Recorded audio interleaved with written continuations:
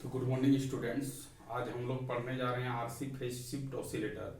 तो पिछले क्लासेस में हम लोग बताए थे विंस ब्रिज ऑसिलेटर। तो आज हम लोग क्या बताएंगे students, RC phase shift oscillator. ठीक है, तो आप स्टूडेंट स्टेप बाय स्टेप देखिए कि आरसी फेज शिफ्ट ऑसिलेटर का आपका सर्किट डायग्राम क्या होगा, उसका फ्रीक्वेंसी डिटेक्शन क्या होगा, उसके बाद उसका मतलब कुछ डिफिनेशन क्या होगा, क्या क्या पॉइंट हम लिखेंगे। यदि एग्जाम में पूछेगा कि आरसी फेज शिफ्ट ऑसिलेटर के बारे में आपको लिखना है तो आप क्या क्या लिखोगे। तो सबसे पहले देखो कि आरसी फेज शिफ्ट ऑसिलेटर मतलब यहाँ पर आपका आर होगा और सी होगा और आरसी ही क्या करेगा, फेज शिफ्ट करवाएगा। ठीक है, तो इसका नाम है आरसी फेज शिफ्ट ऑसिलेटर। मतलब यहाँ पर क्या होगा स्टूडेंट की फेज शिफ्ट होगा। तो कैसे क्या चीज हो रहा है देखिए, पहले हम स्टेप बाय स्टेप समझते हैं। तो आरसी फेज शिफ्ट ऑसिलेटर में क्या है, it is a audio frequency oscillator. तो सबसे पहली पॉइंट ये है कि आरसी फेज शिफ्ट ऑसिलेटर, हम पिछले क्लासेस में बोले थे कि ऑसिलेटर उस तरह के डिवाइस को बोलेंगे जो फ्रीक्वेंसी को क्या करेगा, जनरेट करेगा। तो आरसी फेज शिफ्ट भी ऑसिलेटर है, वो भी क्या करेगा, फ्रीक्वेंसी को जनरेट करेगा। ये किस तरह के फ्रीक्वेंसी को जनरेट करेगा, उसका नाम है ऑडियो फ्रीक्वेंसी।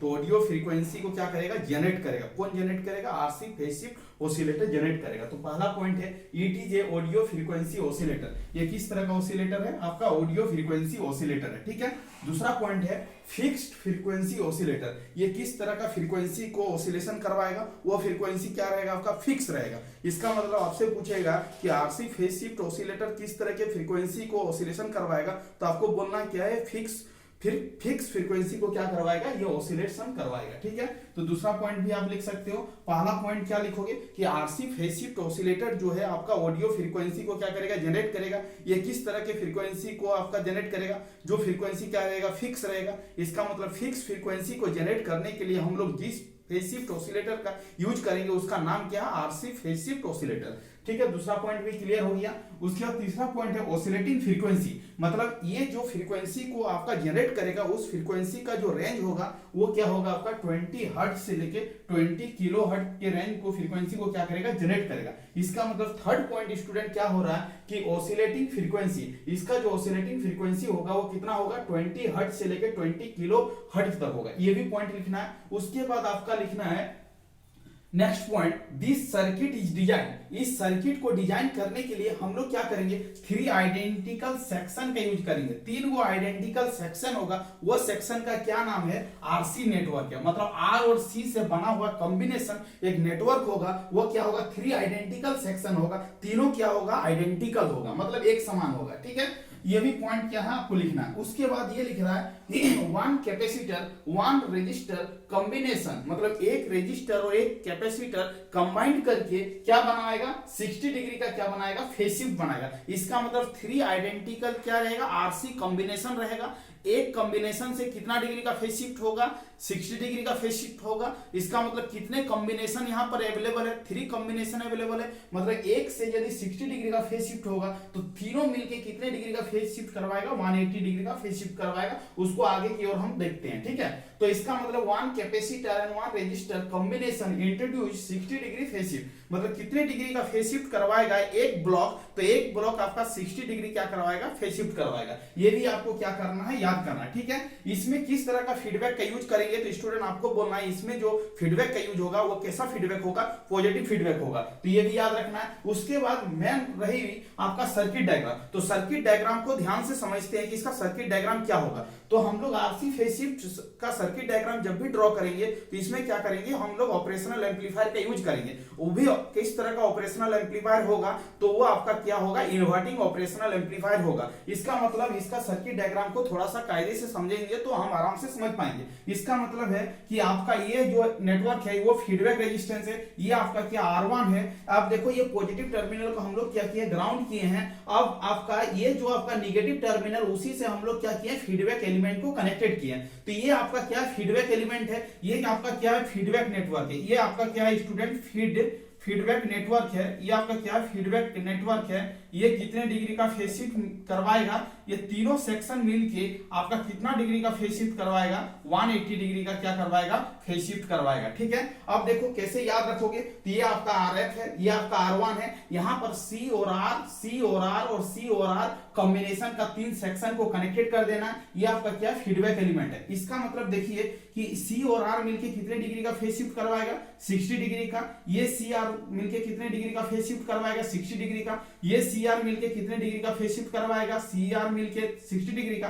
तो यहाँ पर कितने सेक्शन बन रहा है, 3 सेक्शन बन रहा है। इसका मतलब तीनों मिलके टोटल कितने डिग्री का फेज शिफ्ट करवाएगा। इसका मतलब ये फीडबैक नेटवर्क है जो टोटल 180 डिग्री का क्या करवाएगा, फेज शिफ्ट करवाएगा। बट हम आप लोग को बता चुके हैं कि ऑसिलेशन होने के लिए आपका जो फेज शिफ्ट होना चाहिए या तो 0 डिग्री होना चाहिए या तो 360 डिग्री होना चाहिए। बट यहाँ पर क्या और 180 डिग्री हो रहा है। और आपको हम पहले बता चुके हैं ये किस तरह का एम्पलीफायर है, इन्वर्टिंग एम्पलीफायर है। और इन्वर्टिंग एम्पलीफायर ये ऊपर वाला सर्किट आपको कितना डिग्री का फेज शिफ्ट करवाएगा, 180 डिग्री का फेज शिफ्ट करवाएगा। इसका मतलब ये आपका 180 डिग्री का फेज शिफ्ट करवाएगा और ये आपका 180 डिग्री का फेज शिफ्ट करवाएगा। दोनों मिलके कितने डिग्री का फेज शिफ्ट करवाएगा, 360 डिग्री का फेज शिफ्ट करवाएगा। इसका मतलब है वह भी कंडीशन को सेटिस्फाइड कर रहा है कि जो फेज शिफ्टिंग होना चाहिए वह 0 डिग्री होना चाहिए या 360 डिग्री होना चाहिए, तभी जाके कोई सर्किट क्या करेगा, ऑसिलेशन करेगा। अदरवाइज कोई सर्किट क्या होगा, ऑसिलेशन नहीं करेगा। इसका मतलब है इसका जो फेज शिफ्ट हो रहा है वो क्या हो रहा है, 360 डिग्री का हो रहा है। तो थोड़ा सा डायग्राम कॉम्प्लिकेटेड है, बट डायग्राम को एक दो बार आप अपने हाथों से ड्रॉ करिएगा तो इजीली वे से क्या हो जाएगा, सॉल्व हो जाएगा। ज्यादा कुछ डिफिकल्ट नहीं है। अब एक दो बार अपने कॉपी में बनाओगे तो ये आपका कंप्लीट हो जाएगा। तो ये हम लोग क्या लिखे, ये इसमें कौन सा एम्पलीफायर का यूज कर रहे हैं, इन्वर्टिंग एम्पलीफायर का यूज कर रहे हैं। एक सेक्शन कितने डिग्री का फेज शिफ्ट करवाएगा, 60 डिग्री का फेज शिफ्ट करवाएगा। इसका मतलब तीनों सेक्शन मिलकर कितना डिग्री का फेज शिफ्ट होगा, 180 डिग्री का फेज शिफ्ट होगा। तो ये आपका क्या हो गया, सर्किट डायग्राम हो गया। इतना चीजों को आपको लिखना है, ठीक है। उसके बाद आते हैं कि इसका स्टेबिलिटी क्या होता है। तो इसका जो फ्रीक्वेंसी स्टेबिलिटी होता है बहुत पुअर होता है। तो आपको बोलना है पुअर फ्रीक्वेंसी स्टेबिलिटी होता है, ठीक है। तो आप यहां से लेके यहां तक लिख लीजिएगा। फिर इस रही बात कि इसका डिडक्शन कैसे होगा, ठीक है। तो आपका डिप्लोमा का सेक्शन है तो आपको क्या करना है, इसका डिडक्शन पर ज्यादा ध्यान नहीं देना। आपको सिंपल क्या करना है, फ्रीक्वेंसी का डिडक्शन को याद कर लेना है, ठीक है। तो फ्रीक्वेंसी का डिडक्शन क्या होगा, 1/2 पाई RC मल्टीप्लाई √6 होगा। इसका मतलब ये सिंपल याद रखोगे कि RC फेज शिफ्ट ऑसिलेटर का जो फ्रीक्वेंसी का डिडक्शन होगा वो होगा 1/2 पाई RC √6। ये क्या होगा, हर्ट्ज होगा। और विंस ब्रिज ऑसिलेटर में बताए थे कि ये जो होगा RF is equal to 2 times of R1 होगा। बट यहाँ पर फेज शिफ्ट ऑसिलेटर है तो ये भी याद रखना, ये जो फीडबैक रेजिस्टेंस है ऑसिलेशन होने के लिए इस रेजिस्टेंस का कितना गुना होना चाहिए, तो 29 गुना होना चाहिए। इसका मतलब RF फीडबैक रेजिस्टेंस जो होना चाहिए 29 टाइम्स ऑफ क्या होना चाहिए, R1 होना चाहिए, ठीक है। अब देखो यहाँ पर स्टूडेंट्स कि इसका गेन जो होना चाहिए, तो आप देखो ये किस तरह का एम्पलीफायर है, इन्वर्टिंग एम्पलीफायर है। तो इन्वर्टिंग एम्पलीफायर का यदि ये टर्मिनल को हम लोग इस पॉइंट को यदि V+ मानते हैं तो इसका डिडक्शन आपको बता चुके हैं, V0 equal to -RF/R1 multiply V+ होगा। V0 dividing by V+ is equal to RF by क्या होगा, R1 होगा।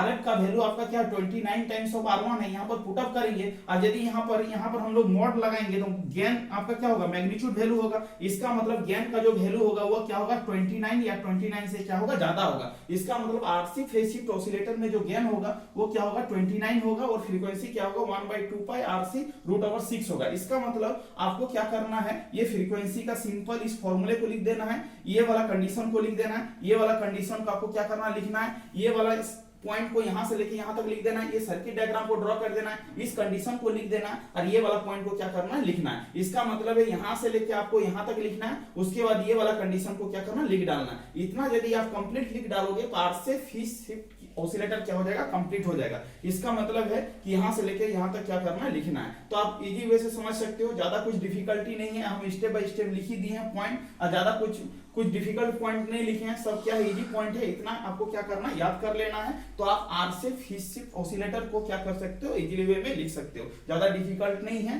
तो आप देखिए स्टूडेंट, इसको स्टडी करिए, इसको 1-2 बार प्रैक्टिस मारिए तो आपका क्या हो जाएगा, ये कंप्लीट हो जाएगा। और यदि आपको मतलब कोई प्रॉब्लम हो तो कमेंट सेक्शन में क्या करना है, लिख के बताना है कि सर यहाँ पर प्रॉब्लम नहीं हो रहा। तो नेक्स्ट क्लास में उसको क्या कर लेंगे, हम लोग सॉर्ट आउट कर लेंगे। और क्या करना है स्टूडेंट, चैनल को ज्यादा से ज्यादा क्या करना है, लाइक करना है, और क्या करना है, सब्सक्राइब भी करना है, जिससे हम क्या ज्यादा से ज्यादा मोटिवेट हो और कंटिन्यू वीडियो ला सके। Thank you students.